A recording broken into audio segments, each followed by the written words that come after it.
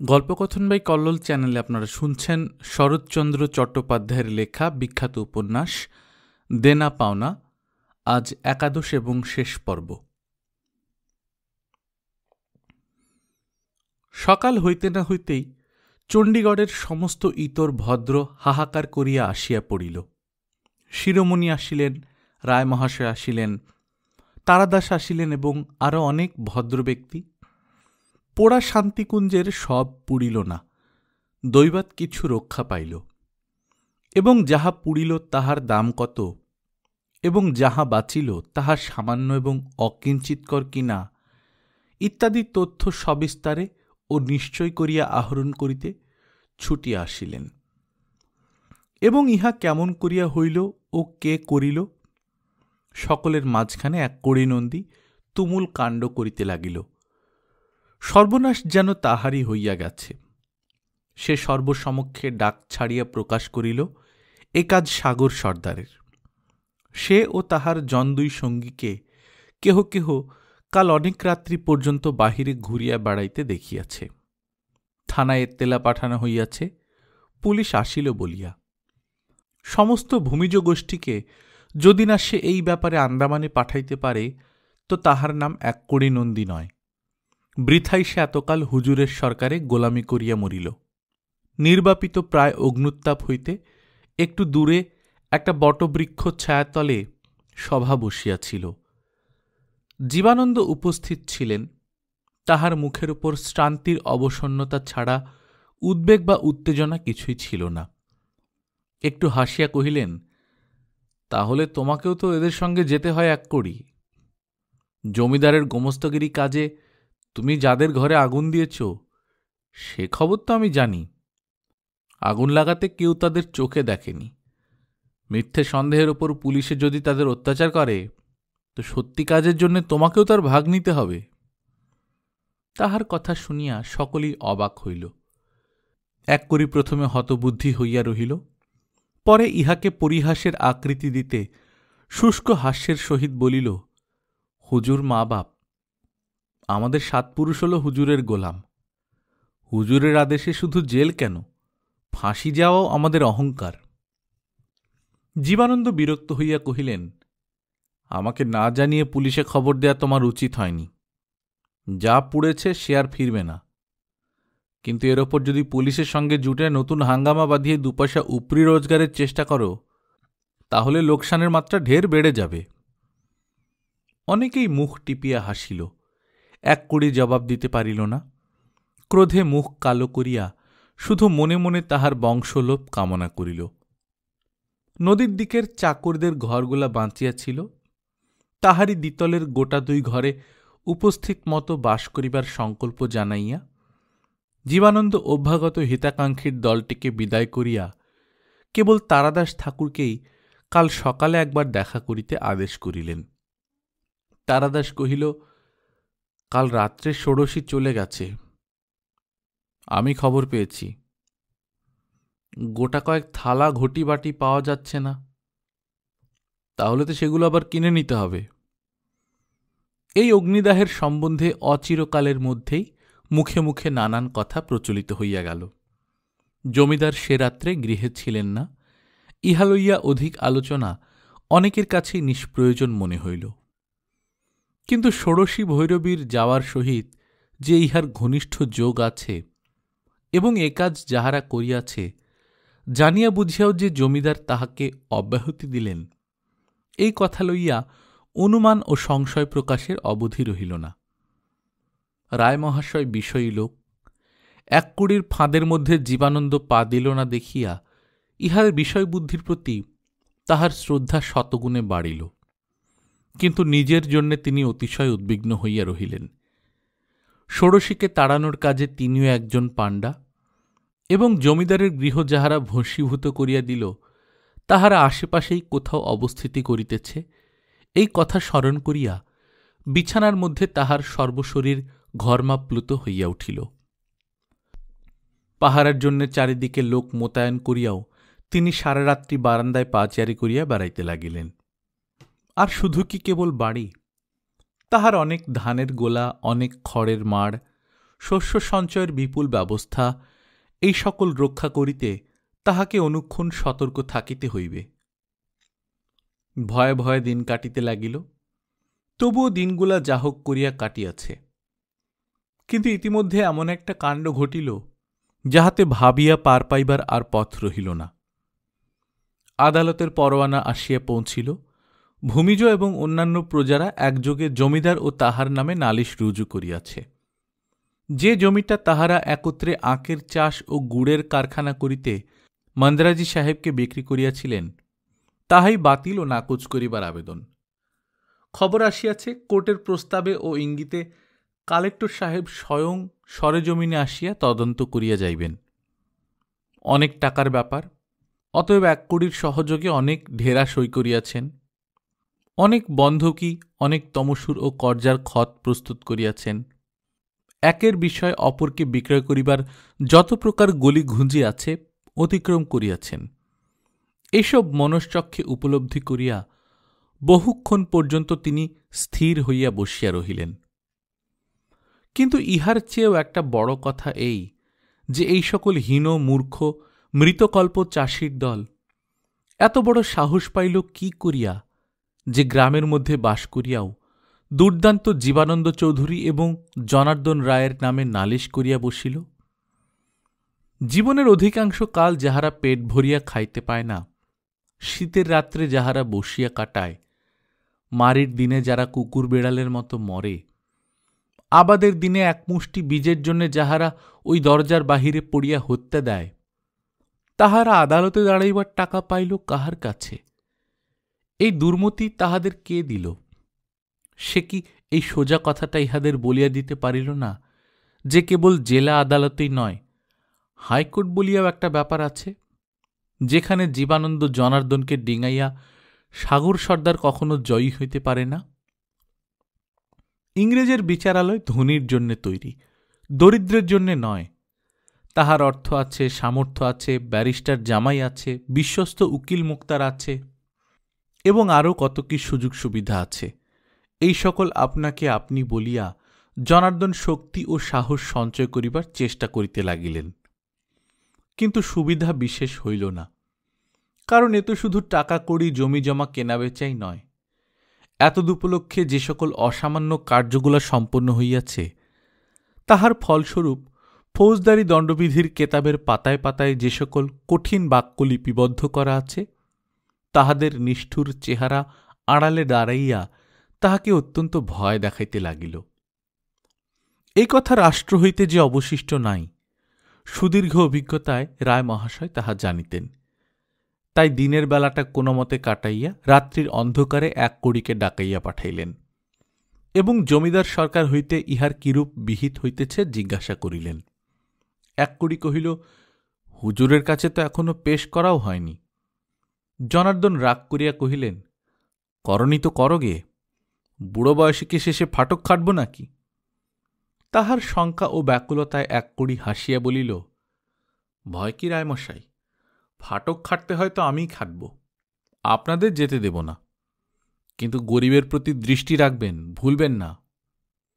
জনার্দন খুশি হইয়া কহিলেন, সে তো জানি 1 কোড়ি, তুমি থাকতে ভয় নেই। তুমি যা বোঝো উকিলের বাবাও তা বোঝে না, কিন্তু জানো তো সব। কে সাহেব নাকি নিজে তদারকে আসছে, ব্যাটা মহা বদমাস। কিন্তু ভেতরের খবর কিছু জানো? কে ব্যাটাদের বুদ্ধি দিলে বলো তো? টাকা কে জোগালে? 1 কোড়ি অসংকোচে ষোড়শীর নাম করিয়া বলিল, টাকা জোগালেন মা চণ্ডী, আর কে? তাতেই তো তাড়াতাড়ি আড়ালে সরে গেল। ছুরি আছে কোথায় বলো তো? 1 কোড়ি কহিল, কাছাকাছি কোথাও লুকিয়েছে, জানতে একদিন পারবই। জনার্দন ক্ষণকাল চুপ করিয়া থাকিয়া বলিল, খবরটা নিও, হাঙ্গামাটা কেটে যাক তারপরে। 1 কোড়ি নন্দী সেদিন এইখানে আহারাদি করিয়া অনেক রাত্রে বাড়ি গেল। অভিমান করিয়া বলিল, সেদিন সাগর সর্দারের প্রসঙ্গে আপনারা সবাই তার মন জুগিয়ে মুখ টিপে হাসলেন, কিন্তু পুলিশের কাছে সেদিন খবরটি দিয়ে রাখলে আজ এই বিপদ আপনাদের ঘটত না। জনার্দন সলজ্জের ত্রুটি স্বীকার করিলেন। এক কড়ি তখন প্রভুর সম্বন্ধে বিশেষ একটি সংবাদ তাহার গোচর করিয়া কহিল, মদ খেয়ে বরঞ্চ ছিল ভালো, এখন কথা বলাই ভার, কলিক লেগেই আছে, এতকালের অভ্যেস হয়তো আর বেশি দিন নয়। জনার্দন বিশ্বাস করিতে পারিলেন না, কহিলেন, সত্যি সত্যি খায় না নাকি? এক কড়ি মাথা নাড়িয়া বলিল, এটা সত্যি যে খায় না। সূর্যদেব পশ্চিমে ওঠাও সহজ, কিন্তু কি জানেন রায়মশাই, ভয়ানক এক গুঁয়ে লোক। সেদিন সারাদিনের যন্ত্রণায় রাত্রে হাত পা প্রায় ঠান্ডা হয়ে এলো।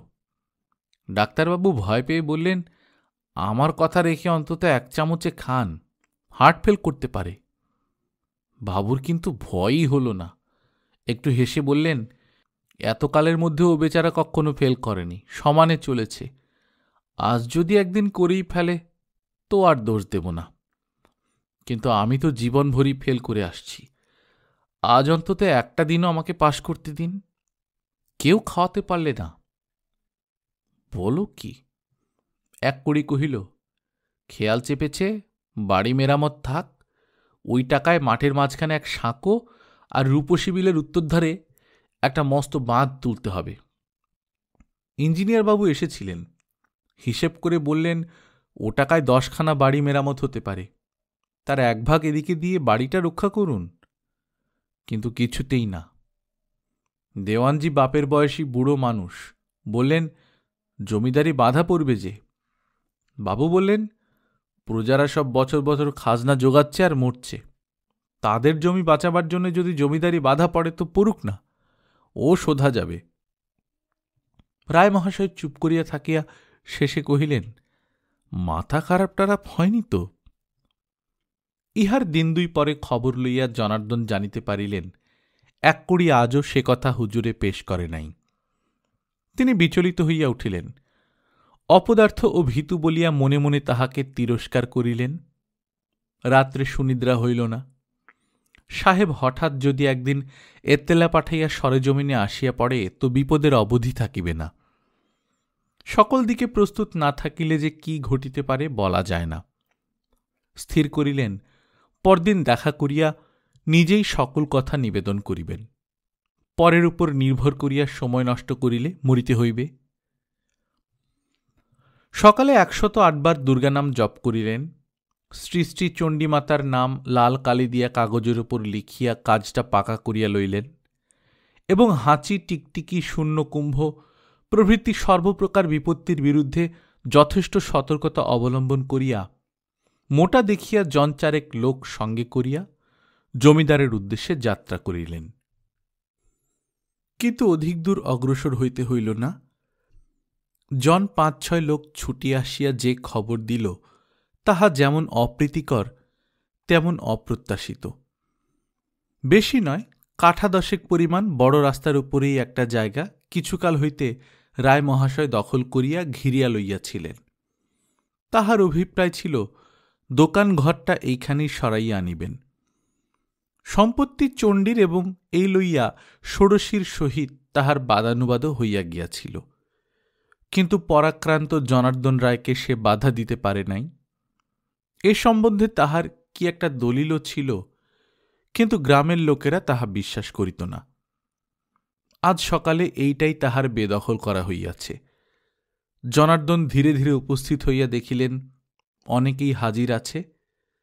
শিরোমণি তারাদাস, গগন চক্রবর্তী এবং আরও কয়েকজন তাহার দলভুক্ত ভদ্র ব্যক্তিদের সম্মুখে জীবানন্দ চৌধুরী নিজে হুকুম দিয়া এবং নিজের লোক দিয়া তাহার বেড়া ভাঙাইয়া মন্দির সংলগ্ন ভূখণ্ডের অন্তর্গত করিয়া দিয়াছেন।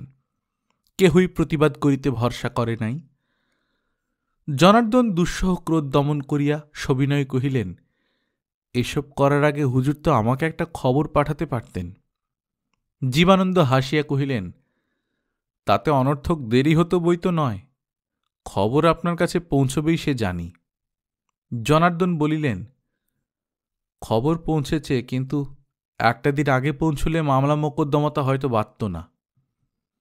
জীবানন্দ তেমনি হাসি মুখে কহিলেন, এতেও তো বাধা উচিত নয় রামশাই। ভৈরবীদের হাতে দেবীর অনেক সম্পত্তি বেহাত হয়ে গেছে, আবার সেগুলোর হাত বদল হওয়া দরকার। জনার্দন কাষ্ঠ হাসি হাসিয়া কহিলেন, তার চেয়ে আর সুখের কথা কি আছে হুজুর? শুনতে পাই সমস্ত গ্রামখানেই নাকি একদিন মা চণ্ডীর ছিল। এখন কিন্তু খোঁচাটা সকলেই উপভোগ করিলেন। শিরোমণি ঠাকুর তো জনার্দন রায়ের বুদ্ধি ও বাকচাতুর্যে উল্লসিত হইয়া উঠিলেন। জীবানন্দের মুখের চেহারায় কোনরূপ পরিবর্তন লক্ষিত হইল না। বলিলেন, তার ত্রুটি হবে না রায়মশাই। মা চণ্ডীর সমস্ত দলিলপত্র, নকশা, ম্যাপ যা কিছু ছিল আমি কলকাতায় অ্যাটর্নির বাড়িতে পাঠিয়ে দিয়েছি, কিন্তু আপনারা আমার সহায় থাকবেন। শিরোমণি জয়ধ্বনি করিলেন, কিন্তু কথাটা সত্য হইলে কোথাকার জল কোথায় গিয়া মরিবে চিন্তা করিয়া ক্রোধে ও শঙ্কায় জনার্দনের মুখ বিবর্ণ হইয়া উঠিল। কিন্তু ইহার চেয়েও ঢের বড় বিপদ তাহার মাথার পরে ঝুলিতেছে স্মরণ করিয়া আজিকার মতো তিনি আত্মসংবরণ করিয়া গৃহে ফিরিলেন। যে উদ্দেশ্যে বাটির বাহির হইয়াছিলেন তাহা ব্যর্থ হইল। পথে চলিতে চলিতে তাহার মনে হইল, আমার না হয় ২-১০০ বিঘা টান ধরিতে পারে, কিন্তু নিজে যে সমস্ত চণ্ডীগড় গিলিয়া বসিয়াছেন তাহার কি? সুতরাং কথাটা যে নেহাত বাজে, নিছক ধোঁকা দিবার জন্যই বলা, এ বিষয়ে আর সন্দেহ রহিল না। বাড়ি ঢুকিয়া তামাকের জন্য একটা হুঙ্কার ছাড়িয়া বসিবার ঘরে পা দিয়াই তিনি কিন্তু চমকিয়া গেলেন। একধারে লুকাইয়া বসিয়া এক কড়ি, তাহার মুখ শুষ্ক, চেহারা ম্লান। কি হে, তুমি যে হঠাৎ এখানে? তোমার পাগলা মনিব তো ওদিকে লাটালাটি বাঁধিয়েছেন। এক কড়ি কহিল, জানি, আর সেই পাগলের কাছেই এখনই একবার আমাদের ছুটতে হবে। জনার্দন ভীত হইয়া জিজ্ঞাসা করিলেন, কেন বল তো? এক কড়ি কহিল, ছোটলোক বেটাদের বুদ্ধি এবং টাকা কে জুগিয়েছে জানতে পারলাম না, কিন্তু এটুকু জানতে পারলাম, তারা সাক্ষী মানলে হুজুর গোপন কিছুই করবেন না, দলিল তৈরির কথা পর্যন্ত না। জনার্দনের মুখ ফ্যাকাশে হইয়া গেল। লোকটার একগুঁয়েমির যে ভয়ানক ইতিহাস সেদিন শুনিয়াছিলেন তাহা স্মরণ হইল। তাহার মুখ দিয়া শুধু বাহির হইল, এ কি লঙ্কাকাণ্ড করবে নাকি শেষে? সাজা তামাক তাহার পুড়িতে লাগিল, স্নানের জল ঠান্ডা হইতে লাগিল। জনার্দন ছুটিয়া বাহির হইয়া গেলেন। জীবানন্দ তখন মন্দিরের একটা ভাঙা খিলান পরীক্ষা করিতেছিলেন এবং তারাদাস অদূরে দাঁড়াইয়া তাহার প্রশ্নের জবাব দিতেছিলেন। জনার্দন একেবারে সম্মুখে উপস্থিত হইয়া বলিলেন, হুজুর, সমস্ত ব্যাপার একবার মনে করে দেখুন। জীবানন্দ প্রথমে বুঝিতে পারিলেন না কিসের ব্যাপার, কিন্তু তাহার অস্বাভাবিক ব্যাকুলতা এবং প্রাঙ্গণের একধারে এক কড়ি নন্দীকে দেখিতে পাইয়া কাল রাত্রের কথা স্মরণ হইল। বলিলেন, কিন্তু উপায় কি রায়মশাই? সাহেব জমি ছাড়তে চায় না, সে সস্তায় কিনেছে, তাছাড়া তার বিস্তর ক্ষতিও হবে। সুতরাং মোকদ্দমা জেতা ছাড়া তো প্রজাদের আর কোনো পথ দেখিনে। জনার্দন আকুল হইয়া কহিলেন, কিন্তু আমাদের পথ? জীবানন্দ ক্ষণকাল চিন্তা করিয়া কহিলেন, সে ঠিক, আমাদের পথও খুব দুর্গম মনে হয়। তাহার শান্ত কণ্ঠ ও নির্বিকার মুখের ভাব দেখিয়া জনার্দন নিজেকে আর সামলাইতে পারিলেন না। মরিয়া হইয়া বলিয়া উঠিলেন, হুজুর, পথ শুধু দুর্গম নয়, জেল খাটতে হবে, এবং আমরা একা নয়, আপনিও হয়তো বাদ যাবেন না। জীবানন্দ একটুখানি হাসিলেন, বলিলেন, তাই বা কি করা যাবে রায়মশাই? শখ করে যখন গাছ পোঁতা গেছে তখন ফল তার খেতেই হবে বই কি। জনার্দন আর জবাব দিলেন না, ঝড়ের বেগে বাহির হইয়া গেলেন। এক কড়ি সব কথা বোধহয় শুনিতে পায় নাই। দ্রুতপদে কাছে আসিতেই তাহাকে চিৎকার করিয়া বলিলেন, এ আমাদের সর্বনাশ করবে এক কড়ি, আমার নির্মলকে একটা টেলিগ্রাফ করে দাও, সে একবার এসে পড়ুক। চণ্ডীগড় হইতে নির্মল অনেক দুঃখ পাইয়াই গিয়াছিল। ইহার ভালো এবং সকল সংস্রব হইতে নিজেকে সে চিরকালের মতো বিযুক্ত করিয়া যাইতেছে। যাইবার সময়ে ইহাই ছিল তাহার একান্ত অভিলাষ। ভগবানের কাছে কায়মনে প্রার্থনা করিয়াছিল, যাহা গত হইয়াছে তাহা যেন ফিরিয়া আর না আসে। ইহার কোনো সংযোগ সূত্রই আর যেন না জীবনে তাহার কোথাও অবশিষ্ট রহিয়া যায়। সে সোজা মানুষ, বিলাস এবং সাহেবিয়ানার মধ্য দিয়াও সে সংসারের সোজা পথটি ধরিয়াই চলিতে চাহিত। হৈমই ছিল তাহার একমাত্র, তাহার গৃহিণী, তাহার প্রিয়তমা, তাহার সন্তানের জননী। সৌন্দর্যের স্নেহে, নিষ্ঠায়, বুদ্ধিতে ইহার বড় যে কোনো মানুষই কোনোদিন কামনা করিতে পারে তাহা সে ভাবিতেও পারিত না। অথচ এত বড় সম্পদ তুচ্ছ করিয়াও যে মন তাহার একদিন উদ্ভ্রান্ত হইতে চাহিয়াছিল, ফিরিয়া আসা পর্যন্ত এই বিড়ম্বনা যখনই মনে হইত তখনই দুইটা কথা তাহাকে অত্যন্ত বিচলিত করিত।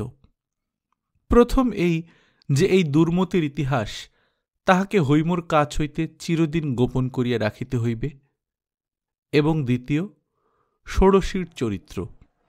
ইহা সম্বন্ধে বস্তুত সে কিছুই জানে না। তবু যে কেন একদিন তাহার মন আসক্ত হইয়াছিল, নিজের চিত্তকে এই প্রশ্নই বারংবার করিয়া কেবল একটা উত্তরই নির্মল নিঃসংশয়ে পাইতেছিল, ষোড়শীর চরিত্রহীনা। অসম্ভব বস্তুতে মন তাহার প্রলুব্ধ হয় নাই, হইতেই পারে না, সে পাওয়ার বাহিরে নয়, ইহা বুঝিয়াছিল বলিয়াই মন তাহার অমন করিয়া উন্মুখ হইয়া উঠিয়াছিল। এই কথা স্মরণ করিয়া সে এক প্রকার সান্ত্বনা লাভ করিত এবং মনে মনে বলিত, ও পথে আর কখনো নয়। হৈমুর বাপের বাড়ি ইচ্ছে হয় সে যাক, কিন্তু নিজে সে চণ্ডীগড়ের নাম কখনো মুখে আনিবে না। সেদিন আদালত হইতে ফিরিয়া হৈমুর কাছে শুনিল মায়ের চিঠি আসিয়াছে। তিনি লিখিয়াছেন, রাত্রে লুকাইয়া ষোড়শী কোথায় যে চলিয়া গেছে কেহই জানে না। নির্মল পরিহাসের চেষ্টায় জোর করিয়া একটু হাসিয়া বলিল, কেউ জানে না কোথায় গেছে? সাগর সর্দারও না, এমনকি জমিদার জীবানন্দ চৌধুরী পর্যন্ত না? হৈম রাগ করিয়া কহিল, তোমার এক কথা, সাগর জানলেও জানতে পারে, কিন্তু জমিদার জানবে কি করে? মেয়েদের নামে একটা দুর্নাম দিতে পারলে যেন তোমরা বাঁচো। তা বটে বলিয়া নির্মল বাহিরে যাইতেছিল। হৈম ডাকিয়া কহিল, আরও একটা কাণ্ড হয়েছে। সেই রাত্রে জমিদারের শান্তিকুঞ্জকে কে একদম পুড়িয়ে দিয়েছে। বলো কি? হ্যাঁ, লোকের সন্দেহ রাগ করে সাগর পুড়িয়েছে, কিন্তু জমিদারের নামের সঙ্গে জড়িয়ে যে মিথ্যে দুর্নামটা তার গ্রামের সকলে মিলে দিলে, তা সত্যি হলে কি কখনো জমিদারেরই বাড়ি পুড়ত? তুমি বলো। নির্মল চুপ করিয়া রহিল।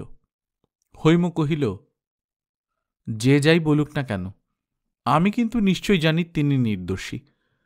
চণ্ডীর এমন ভৈরবী আর কখনো ছিল না। তার দয়াতেই ছেলের মুখ দেখতে পেয়েছ, তা জানো?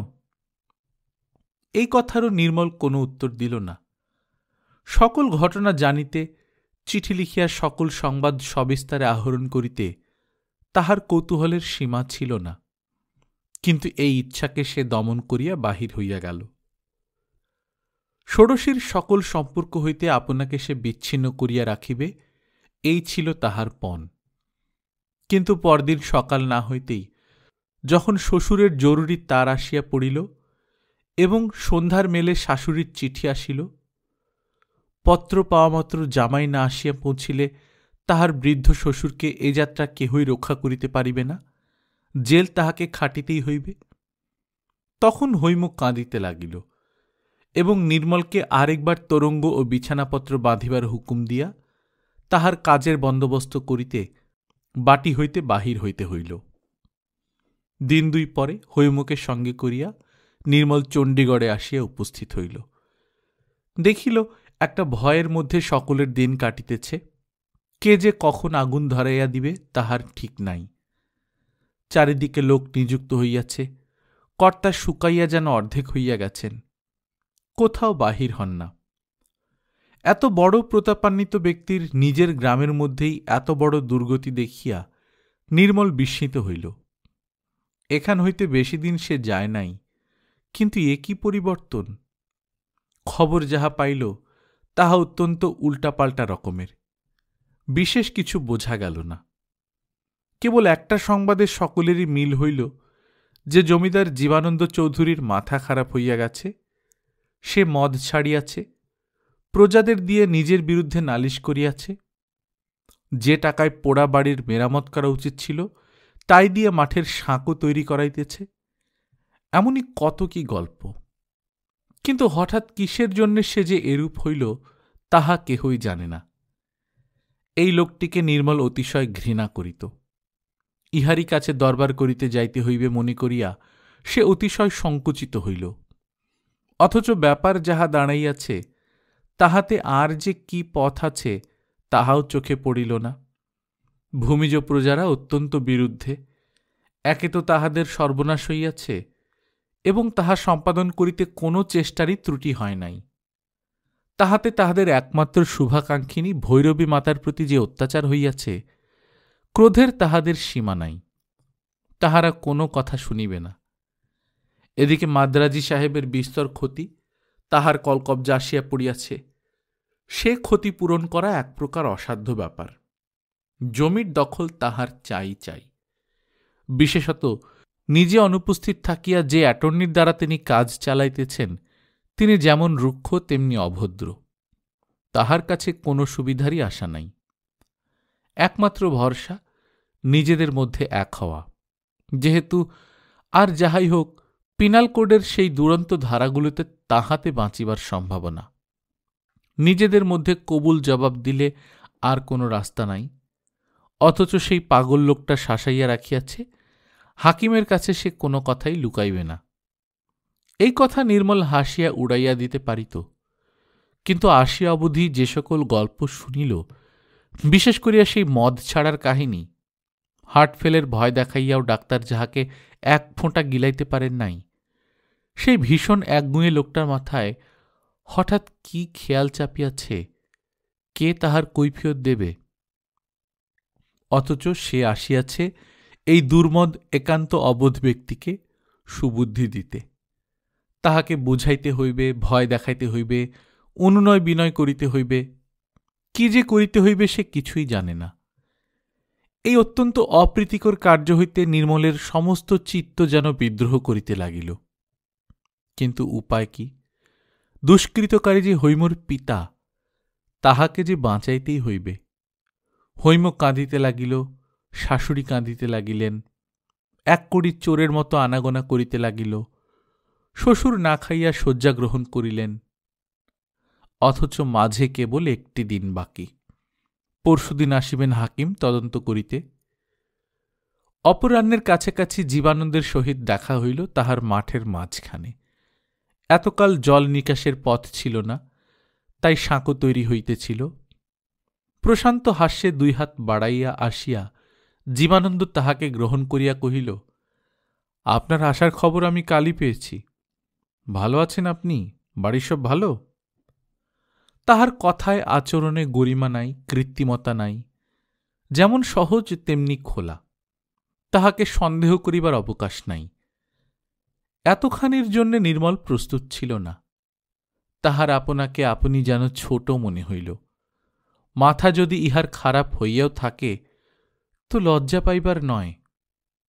জীবানন্দের কুশল প্রশ্নের উত্তরে নির্মল শুধু মাথা নাড়িয়াই দিল, এবং প্রতি প্রশ্ন করিবার কথা হঠাৎ তাহার মনে হইল না।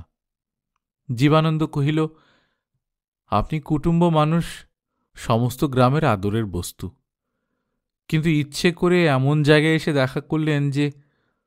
সহসা মিস্ত্রি ও মজুরদের প্রতি দৃষ্টি পড়ায় কহিল, বাবারা, আজ আমাদের একটু রাত্রি পর্যন্ত খাটতে হবে। সপ্তাহ ধরে মেঘ করছে, আজকালের মধ্যেই হয়তো জল হবে। কিন্তু তাহলে তো কোনো মতেই চলবে না।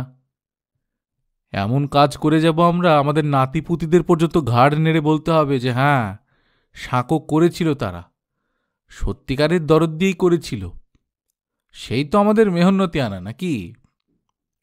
লোকগুলা গলিয়া গেল। বীজগাঁয়ের ভয়ঙ্কর জমিদার একসঙ্গে খাটিতেছেন, তাহার মুখের এই কথা তাহারা সমস্যার প্রতিজ্ঞা করিয়া জানাইল যে তাহাদেরও সেই ইচ্ছা। জ্যোৎস্না যদি মেঘে না ঢাকে তো তাহারা রাত্রি 10টা পর্যন্ত কাজ করিবে। নির্মল কহিল, আপনার সঙ্গে আমার একটু কাজ আছে। জীবানন্দ বলিল, আর একদিন হলে হয় না? না, আমার বিশেষ প্রয়োজন। জীবানন্দ হাসিল, কহিল, তা বটে। অকাজের বোঝা বহাতে যারা এতদূর টেনে এনেছেন তারা কি আপনাকে সহজে ছেড়ে দেবেন? খোঁচাটা নির্মলের গায়ে বাজিল। সে কহিল, সে তো ঠিক কথা। অকাজ মানুষ করে বলেই তো সংসারে আমাদের প্রয়োজন চৌধুরী মশাই। না হলে আপনাকেই বা এই মাঠের মাঝখানে বিরক্ত করবার আমার প্রয়োজন হতো কেন? জীবানন্দ কিছুমাত্র রাগ করিল না, তেমনি প্রসন্ন মুখে বলিল, আমি কিছুমাত্র বিরক্ত হইনি নির্মলবাবু। যে জন্যে আপনি এসেছেন সে যে আপনার কর্তব্য সে বিষয়ে আমার বিন্দুমাত্র সন্দেহ নেই, না হলে আপনিই বা আসবেন কেন? কিন্তু কর্তব্যের ধারণা তো সকলের এক নয়। রায়মশায়ের আমি অকল্যাণ কামনা করিনি।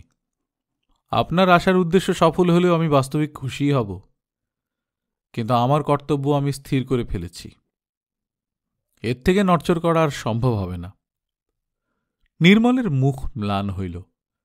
সে একটু ভাবিয়া কহিল, দেখুন, ভালোই হল যে অপ্রিয় আলোচনার ভূমিকার অংশটা আপনি দয়া করে আমাকে উত্তীর্ণ করে দিয়ে গেলেন। এসে অবধি আপনার সম্বন্ধে অনেক কথাই শুনেছি। জীবানন্দ সহাস্যে বলিল, একটা এই যে আমার মাথার ঠিক নেই, সত্য কিনা বলুন? নির্মল কহিল, সংসারের সাধারণ মানুষের বিচার বুদ্ধির সঙ্গে অকস্মাৎ কারো কর্তব্যের ধারণা যদি অত্যন্ত প্রভেদ হয়ে যায় তো দুর্নাম তো একটা রটেই। এ কথা কি সত্য যে আপনি সমস্তই স্বীকার করবেন? জীবানন্দ কহিল, সত্য বই কি। তাহার কণ্ঠস্বরে গাম্ভীর্য নাই, ঠোঁটের কোণে হাসির রেখা। তথাপি নির্মল নিঃসংশয়ে বুঝিল ইহা ফাঁকি নয়। বলিল, এমন তো হতে পারে যে আপনার কবুল জবাবে আপনিই শাস্তি পাবেন আর সকলে বেঁচে যাবেন। জীবানন্দ কহিল, নির্মলবাবু, আপনার কথাটা হল ঠিক সেই পাঠশালার গোবিন্দের মতো। পণ্ডিতমশাই, মুকুন্দ যে আম চুরি করেছিল, অর্থাৎ বেতটা চারিয়ে না পড়লে তার পিঠের জ্বালা কমবে না। এই বলিয়া সে হাসিতে লাগিল। তাহার সকৌতুক হাসির ছটায় নির্মলের মুখ ক্রুদ্ধ হইয়া উঠিল দেখিয়া সে জোর করিয়া তাহার নিবারণ করিয়া কহিল, রক্ষে করুন আপনি, এ আমি স্বপ্নেও চাইনি। আমার কৃতকর্মের ফল আমি ভোগ করলেই যথেষ্ট। নইলে রায়মশাই নিস্তার লাভ করে সুস্থ দেহে সংসারযাত্রা নির্বাহ করতে থাকুন, এবং আমার এক কড়ি নন্দীমশাইও আর কোথাও গোমস্তাগিরি কর্মে উত্তরোত্তর শ্রীবৃদ্ধি লাভ করতে থাকুন। কারোর প্রতি আমার কোনো আক্রোশ নেই। নির্মল আইন ব্যবসায়ী, সহজে হাল ছাড়িবার পাত্র নয়। কহিল, এমন তো হতে পারে যে কাউকে কোনো শাস্তি ভোগ করারই আবশ্যক হবে না, অথচ ক্ষতিও কাউকে স্বীকার করতে হবে না। জীবানন্দ তৎক্ষণাৎ সম্মত হইয়া বলিল, বেশ তো, পারেন ভালোই, কিন্তু আমি অনেক চিন্তা করে দেখেছি সে হবার নয়। কৃষকেরা তাদের জমি ছাড়বে না। এ তো শুধু তাদের অন্নবস্ত্রের কথা নয়, তাদের 7 পুরুষের চাষাবাদের জমি, এর সঙ্গে তাদের নারীর সম্পর্ক, এ তাদের দিতেই হবে। একটু চুপ করিয়া কহিল, আপনি ভালোই জানেন অন্য পক্ষ অত্যন্ত প্রবল, তার উপর জোর জুলুম চলবে না। চলতে পারে কেবল চাষাদের উপর, কিন্তু চিরদিন তাদের প্রতি অত্যাচার হয়ে আসছে, আর হতে আমি দেব না। নির্মল মনে মনে প্রমাদ গনিয়া কহিল, আপনার বিস্তীর্ণ জমিদারি, এই কটা চাষার কি আর তাতে স্থান হবে না? কোথাও না কোথাও। না না, আর কোথাও না, এই চণ্ডীগড়েই। এইখানে আমি জোর করে তাদের কাছ থেকে 6,000 টাকা আদায় করেছি, আর সে টাকা জুগিয়েছেন জনার্দন রায়। সে শোধ করতেই হবে। কিন্তু অপ্রীতিকর আলোচনায় আর কাজ নেই নির্মলবাবু, আমি মনস্থির করেছি। এই 6,000 টাকার ইঙ্গিত নির্মল বুঝিল না, কিন্তু এটা বুঝিল যে তাহার শ্বশুর মহাশয় অনেক পাকে আপনাকে জড়াইয়াছেন, যাহা মুক্ত করা সহজ নয়। সে শেষ চেষ্টা করিয়া কহিল, আত্মরক্ষার অধিকার তো সকলেরই আছে, অতএব শ্বশুরমশাইকেও করতে হবে। আপনি নিজে জমিদার, আপনার কাছে মামলা মোকদ্দমার বিবরণ দিতে যাওয়া বাহুল্য। শেষ পর্যন্ত হয়তোবা বিষ দিয়েই বিষের চিকিৎসা করতে হবে। জীবানন্দ মুচকিয়া হাসিয়া কহিল, চিকিৎসক কি জাল করার বিষে খুন করার ব্যবস্থা করে দেবেন? নির্মলের মুখ রাঙা হইয়া উঠিল। কহিল, জানেন তো, অনেক সময় ওষুধের নাম করলে আর খাটে না। যাই হোক, আপনি জমিদার, ব্রাহ্মণ, বয়সে বড়। আপনাকে শক্ত কথা বলবার ইচ্ছে আমার নেই, কিংবা হঠাৎ কি কারণে আপনার ধর্মজ্ঞান এরূপ প্রচণ্ড হয়ে উঠল তাও জানবার কৌতূহল নেই। কিন্তু একটা কথা বলে যাই, এই জিনিস আপনার স্বাভাবিক নয়। গভর্নমেন্ট যদি প্রসিকিউট করে তো জেলের মধ্যে একদিন তা উপলব্ধি করবেন। আপনি সর্পকে রজ্জু বলে ভ্রম করছেন। জীবানন্দ কহিল, এ কথা আপনার সত্য, কিন্তু এ ভ্রম যতক্ষণ আছে ততক্ষণ রজ্জুটাই তো আমার সত্য। নির্মল বলিল, তাতে মরণ আটকাবে না। আর একটা সত্য কথা আমি আপনাকে বলে যাই, এইসব নোংরা কাজ করা আমার ব্যবসা নয়। আপনাকে আমি অতিশয় ঘৃণা করি, এবং এক পাপিষ্ঠের জন্যে আরেক পাপিষ্ঠকে অনুরোধ করতে আমি লজ্জাবোধ করি। কিন্তু সে আপনি বুঝবেন না, সে সাধ্যই আপনার নেই। জীবানন্দের মুখের ওপর কোনো পরিবর্তন দেখা গেল না। লেশমাত্র উত্তেজনা নাই। তেমনি শান্ত সৌম্য কণ্ঠে কহিল, কিন্তু আপনাকে আমি ঘৃণা করি নে নির্মলবাবু, শ্রদ্ধা করি। এ বোঝবার সাধ্য তো আপনার নেই। তাহার নির্বিকার স্বচ্ছন্দতায় নির্মল জ্বলিতে লাগিল, এবং এই প্রত্যুত্তরকে কদর্য উপহাস কল্পনা করিয়া তিক্ত কণ্ঠে বলিল, চোর ডাকাতদের মধ্যেও বিশ্বাস বলে একটা বস্তু আছে। নিজেদের মধ্যে তারাও তা ভাঙে না। বিশ্বাসঘাতককে তারা ঘৃণা করে। কিন্তু জীবনব্যাপী দুরাচারে বুদ্ধি যার বিকৃত, তার সঙ্গে কথা কাটাকাটি করে লাভ নেই। আমি চললাম।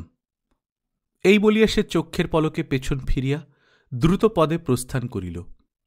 জীবানন্দ চাহিয়া দেখিল, অনেকেই হাতের কাজ বন্ধ করিয়া সবিস্ময়ে চাহিয়া আছে।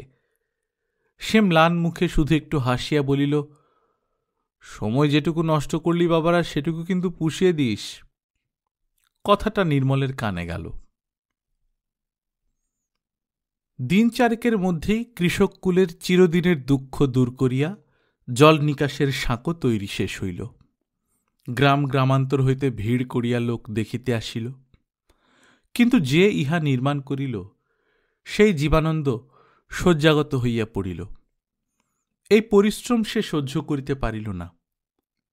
এই অজুহাতে এবং সাহেবের সহিত দেখা করিয়া নানা কৌশলের নির্মল তদন্তের দিন এক সপ্তাহ পিছাইয়া দিতে পারিয়াছিল।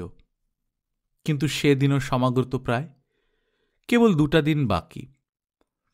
বাঁচিবার একমাত্র পথ ছিল, এবং তাহাই অবলম্বন করিয়া জনার্দন তারাদাসকে বলিয়া চণ্ডীমাতার বিশেষ পূজার ব্যবস্থা করাইলেন, এবং নিজে মন্দিরে একান্তে বসিয়া সকাল সন্ধ্যায় কায় মনে ডাকিতে লাগিলেন, মায়ের কৃপায় যেন এ যাত্রা জীবানন্দ আর না ওঠে।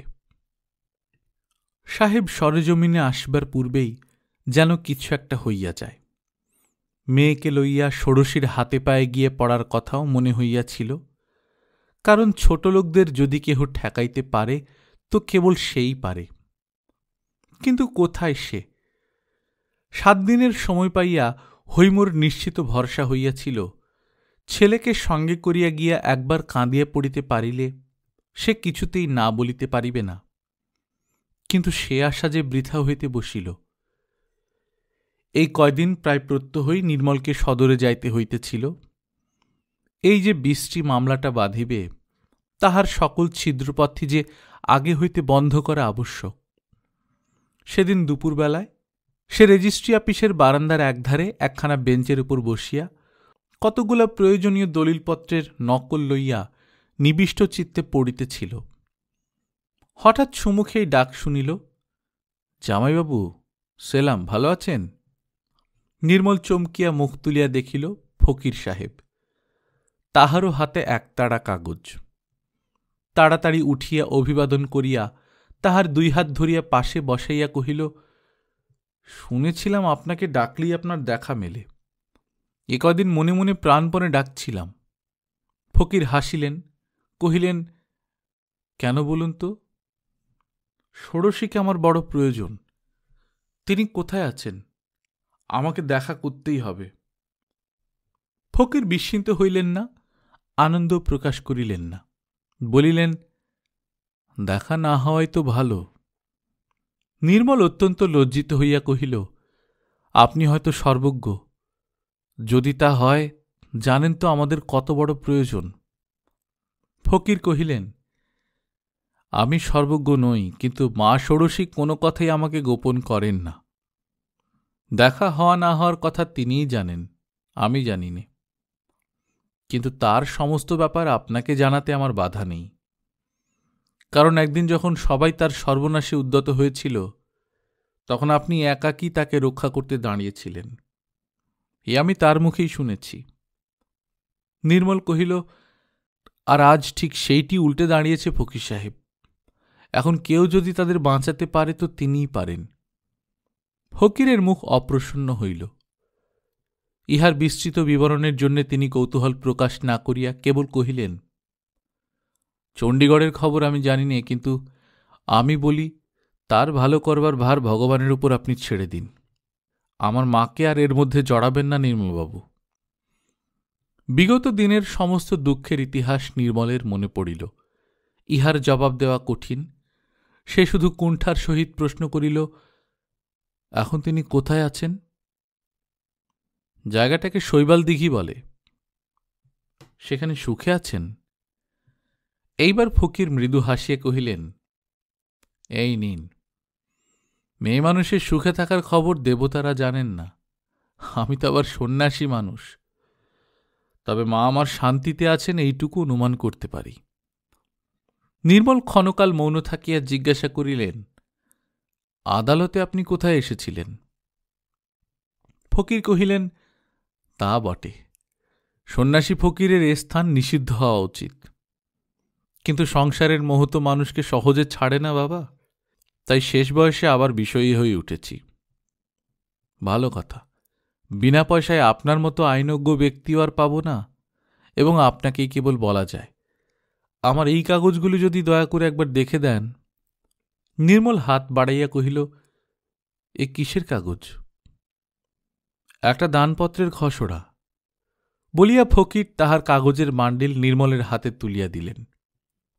পরের কাজ করিবার মতো সময় এবং প্রবৃত্তি নির্মলের ছিল না। সে নিষ্পৃহের মতো তাহা গ্রহণ করিল এবং ধীরে ধীরে তাহার পাক খুলিয়া পাঠে নিযুক্ত হইল। কিন্তু কয়েক ছত্র পরেই অকস্মাৎ তাহার চোখের দৃষ্টি তীব্র, মুখ গম্ভীর এবং কপাল কুঞ্চিত হইয়া উঠিল। এই দানের সম্পত্তি অকিঞ্চিৎকর নয়। কয়েক পৃষ্ঠা ব্যাপিয়া তাহার বিবরণ এবং সেইগুলির উপর কোনোমতে চোখ বুলাইয়া লইয়া অবশেষে শেষ পাতায় আসিয়া যখন তাহার জীবানন্দের সেই চিঠিখানার প্রতি দৃষ্টি পড়িল, তখন লাইন কয়েকের সেই লিখনটুকু এক নিঃশ্বাসে পড়িয়া ফেলিয়া নির্মল স্তব্ধ হইয়া রহিল। ফকির তাহার মুখের ভাব লক্ষ্য করিতেছিলেন, বলিলেন, সংসারে কত বিস্ময়ই না আছে। নির্মলের মুখ দিয়া দীর্ঘ নিঃশ্বাস বাহির হইয়া আসিল। সে ঘাড় নাড়িয়া শুধু কহিল, হ্যাঁ।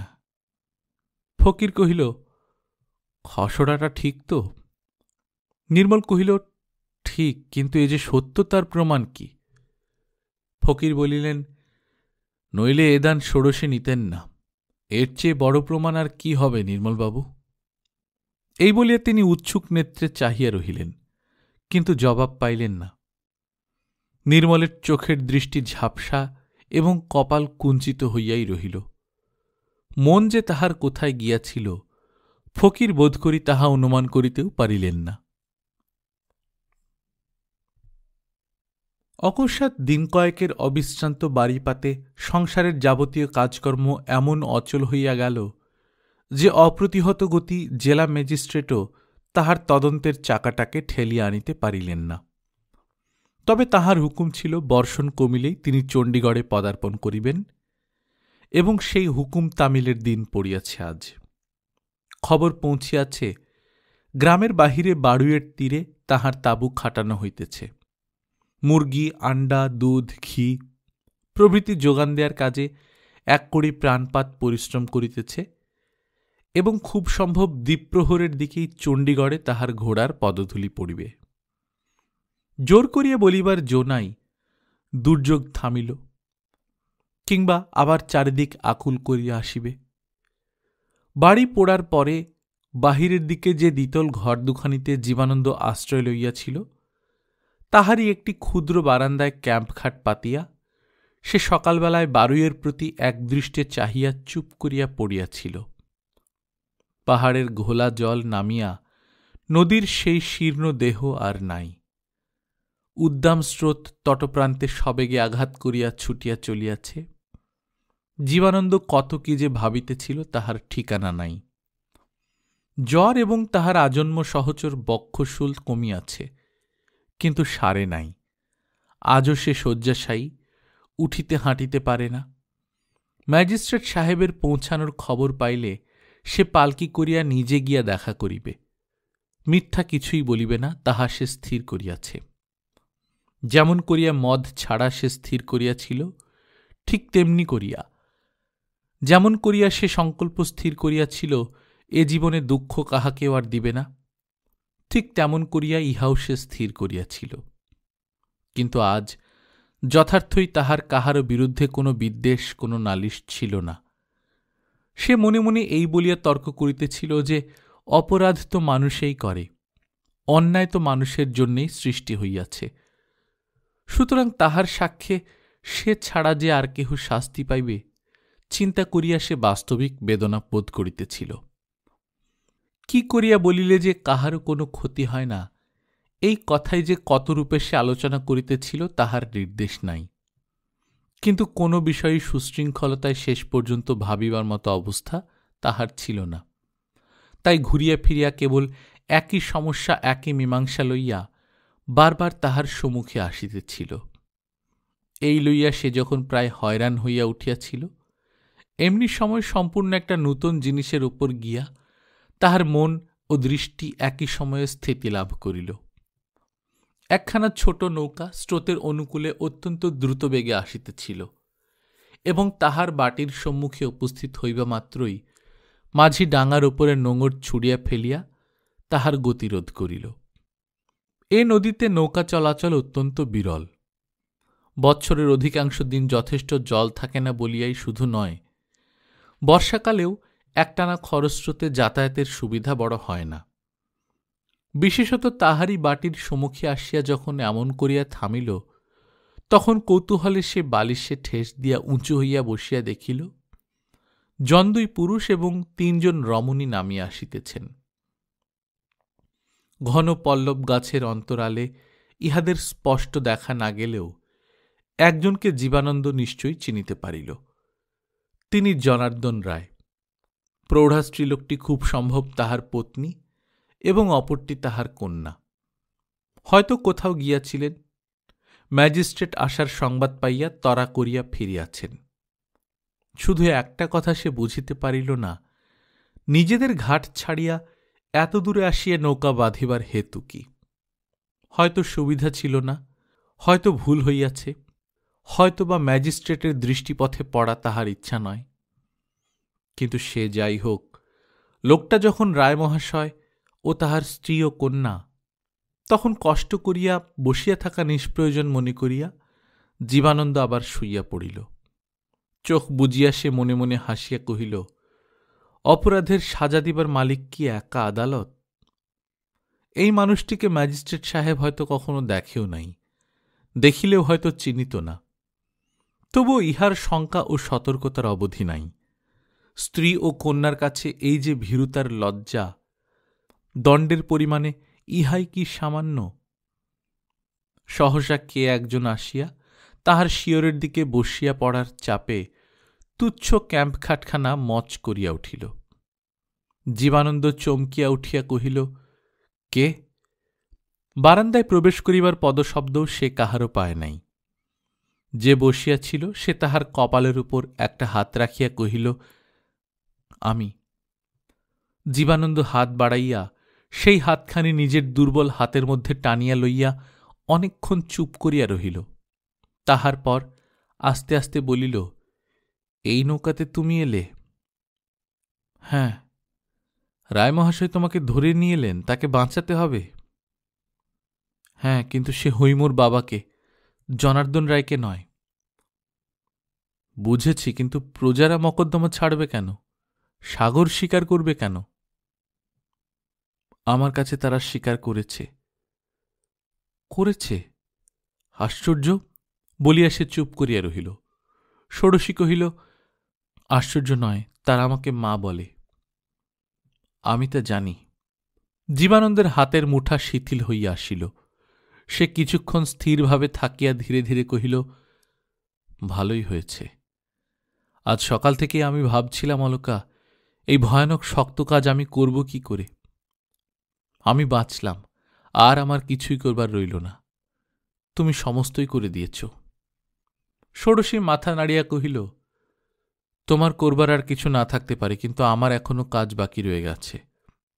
এই বলিয়া সে জীবানন্দের যে হাতটা স্খলিত হইয়া বিছানায় পড়িয়াছিল তাহা নিজের মুঠার মধ্যে গ্রহণ করিয়া তাহার কানের কাছে মুখ আনিয়া কহিল, আমার নৌকা প্রস্তুত। কোনো মতে তোমাকে নিয়ে পালাতে পারলেই আমার এই সকল কাজের বড় কাজটা সারা হয়। চলো। এই বলিয়া সে হেঁট হইয়া মাথাটা তাহার জীবানন্দের বুকের উপর রাখিয়া স্থির হইয়া রহিল। বহুক্ষণ কেহই কোনো কথা কহিল না। কেবল একজনের প্রবল বক্ষস্পন্দন আরেকজন নিঃশব্দ অনুভব করিতে লাগিল। জীবানন্দ কহিল, কোথায় আমাকে নিয়ে যাবে? ষোড়শী কহিল, যেখানে আমার দুচোখ যাবে। কখন যেতে হবে? এখনই, সাহেব এসে পড়ার আগেই। জীবানন্দ তাহার মুখের প্রতি চাহিয়া ধীরে ধীরে কহিল, কিন্তু আমার প্রজারা, তাদের কাছে আমাদের পুরুষানুক্রমে জমা করা ঋণ?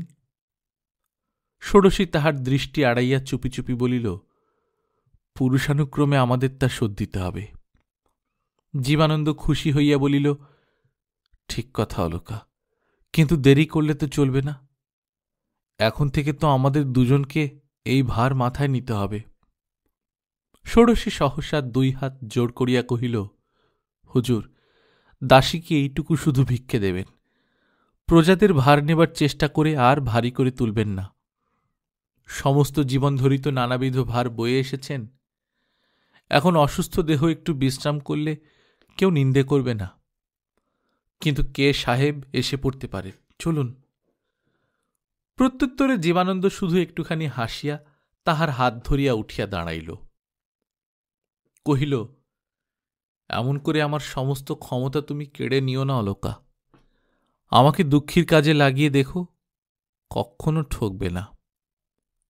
কথা শুনিয়া অলকার দুচক্ষু ছলছল করিয়া আসিল, এবং এমন একান্ত আত্মসমর্পণের দ্বারা যে তাহার সর্বস্ব জয় করিয়া লইয়াছে, তাহারই মুখের প্রতি চাহিয়া তাহার পদতলের মাটিটা পর্যন্ত যেন অকস্মাৎ কাঁপিয়া দুলিতে লাগিল।